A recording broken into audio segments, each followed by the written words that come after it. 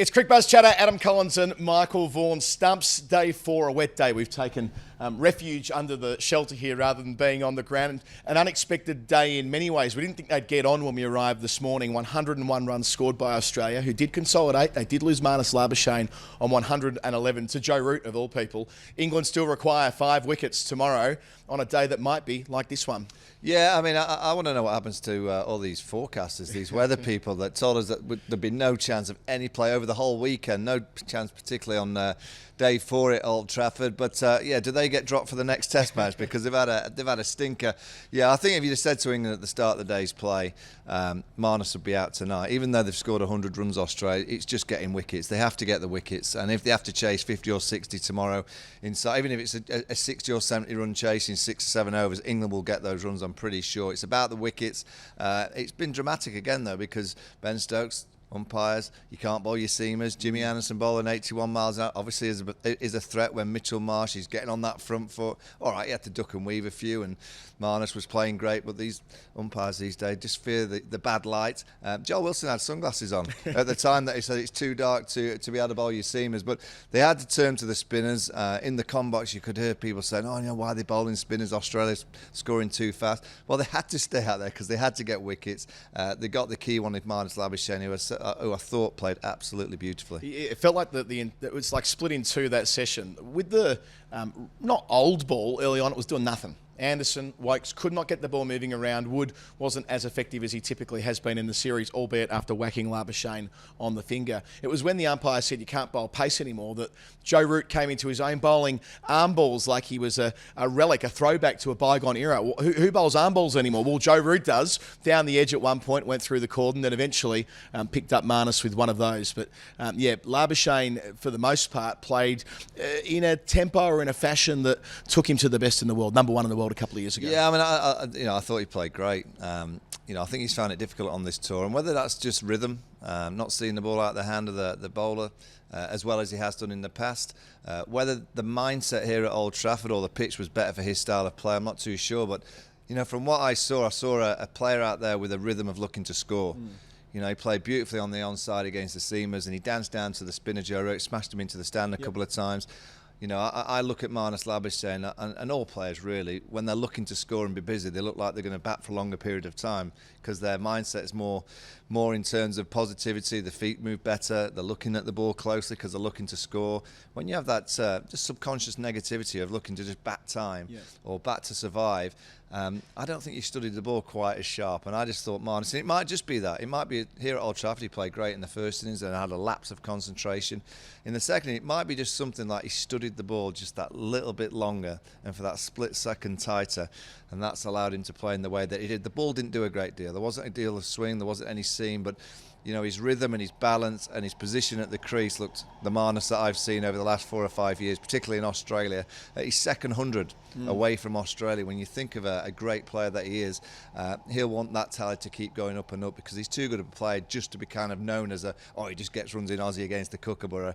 He's an outstanding player and he found his rhythm today. Yeah, he's second away from home. He's 11th in total for Marnus Labuschagne. He's first in 23 innings, which is of note as well. So he's found form at the right time, peaking at the right time, which is the term that Pat Cummins was using before this test, before it all went so horribly wrong with the ball over the previous couple of days. Mitchell Marsh, visionary selection. If not for Cameron Green getting that tightness in his hamstring the day before the Leeds test match, in all probability, we never would have had a conversation about Mitch Marsh, other than when he came on as a sub-fielder in the orange vest, maybe to give a few drinks and provide a few laughs around the squad. But a century at Leeds, half century in the first innings here, a couple of important wickets at Headingley as well, and not out overnight, 31 here after a 103-run stand with Marnus Labuschagne, Australia's biggest at a test match. Yeah, I mean, and he looks colossal at the crease. Not just, but his body language is fantastic. He just looks like, no, I'm here to bat. I'm confident. He's playing in a way that, when you look at his test average of 27, you're going, what? How are you averaging 27? He looks like a player that should be having high 30s, 40s.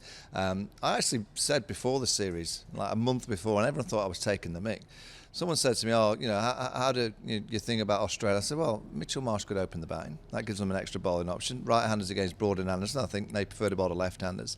Maybe bat Warner in the middle. He's not done great here in UK conditions. He's be okay at number 5 or 6, and they thought I was trying to wind up the Aussies. Give over. It may happen at the Oval. you know, it may happen. Australia's formation going to the Oval depends on what happens tomorrow, and the series will be decided tomorrow. I wonder whether, with 5 wickets to get, whether the instinct of the captain Ben Stokes will be, let's give it to Broady in the morning, or whenever they can get on. Yeah, but I think it was funny with the spinners because the scoreboard ticked and Australia started to score, but they did get the wicket, but they're only 9 away from the second new ball. Yeah. So if England, you know, the Aussies will score a few, if they can get one more in the space of those 9 overs, and then the second new ball is taken, Anderson, Broad, Wokes, whoever, Mark Wood, I think England can go bang, bang, bang very, very quickly with that second new ball. It's all on the weather. And as I said last night, when they say it's going to rain in Manchester, it doesn't disappoint. I just hope we get 3 hours of dryness in the afternoon. Yeah, Manchester's known for a few things, isn't it? Football, the Smiths, New Order, Joy Division, and Oasis. rain. And Oasis. Yeah. Let's not forget Oasis. All right, Vaughan, let's go into the hot spot. In the hot spot, just zooming out a little bit from that decision, you've played a lot of cricket, you've been around the game for decades. When the umpires came together, before they'd even looked at the light meter and made that call on the spinners, it feels like an antiquated part of our game that we permit slow bowling but not fast bowling. Surely it's good enough to play, or it's not, with floodlights and all the rest of it. Yeah, I'd always like to ask the umpire, what was the threat at that time? Yeah. You know, what was it that, you know, Marnus Labuschagne and Mitchell Marsh, what happened for you to suddenly go, oh, that was dark. They didn't see that so well. I'm not too sure where that switch is. Test match cricket is a kind of form. I always describe it. It's a Grade 2 listed building. It's like you can't do anything with it. You know, it's just locked in. You know, are we ever going to go to a sensible? You've got 28,000 people have paid a lot of money to watch cricket. There's millions watching on telly, listening on the radio. Why not just go to a pink ball? You know, why just we change balls all the time? Sure. You know, 60 over. Oh, change your ball, not a problem. It's a red one, yeah. Red. Why not just go to the pink ball? It's dark. All right, go to the pink ball. And do you know what? If it goes light again in 30 minutes' time, you go back to the red ball. Can't we just be so? You know, I don't think that's.